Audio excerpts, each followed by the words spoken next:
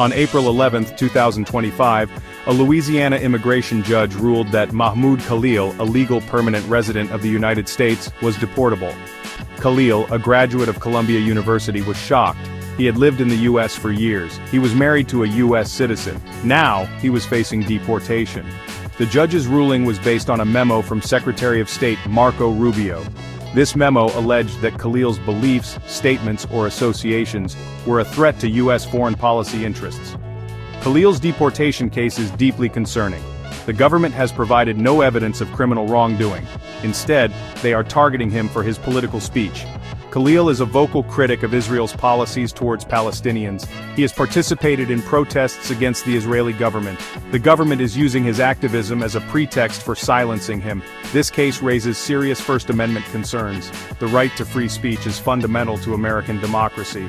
The government should not be able to deport someone simply because they disagree with their views. Khalil's case is a dangerous escalation of the Trump administration's attacks on dissent.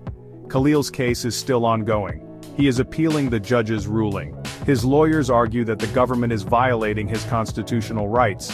They are also challenging the government's use of secret evidence in his case.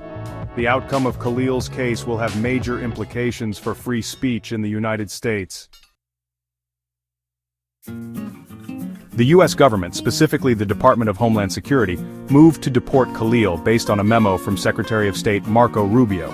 Rubio argued that Khalil's activism, particularly his criticism of Israel, undermined U.S. foreign policy interests. The memo pointed to Khalil's involvement in campus protests against the Israel-Gaza war. It claimed that these protests created a hostile environment for Jewish students. Furthermore, the memo connected Khalil's activism to a broader effort to delegitimize Israel. It suggested that his actions could fuel anti-Semitism. Notably, the memo did not accuse Khalil of any criminal activity. It relied solely on his political speech and associations. The government's reliance on such a memo raises serious concerns about due process.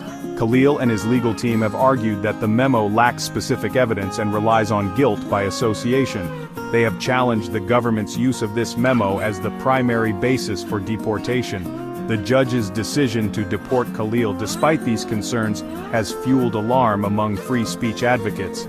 They argue that the case sets a dangerous precedent, allowing the government to target individuals for their political views without due process or concrete evidence of wrongdoing. Khalil and his legal team are waging a vigorous defense. They argue that the government's case against him is a blatant attack on his First Amendment rights. The First Amendment protects freedom of speech, association, and the right to petition the government. Khalil's lawyers argue that his activism, including his criticism of Israel, is protected speech under the First Amendment. They maintain that the government is attempting to silence him for expressing unpopular political views. This, they argue, sets a dangerous precedent for all Americans who hold dissenting views. Khalil's legal team is appealing the judge's decision to deport him. They are also challenging the government's use of secret evidence in his case. They argue that the government is denying Khalil due process by relying on classified information that he and his lawyers are not allowed to see or refute. The outcome of Mahmoud Khalil's case has significant implications that extend far beyond his individual circumstances. The case strikes at the heart of the First Amendment and its guarantees of free speech and association. If the government is successful in deporting Khalil based solely on his political speech, it would set a dangerous precedent, chilling free speech for everyone in the United States. It would empower the government to target individuals for their political views, regardless of whether they have committed any crime.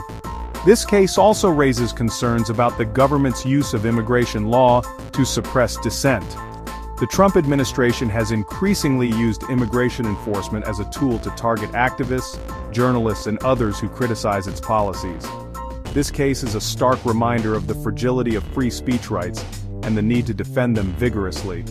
For more great content, visit World Newsreel and remember to like, share, and subscribe.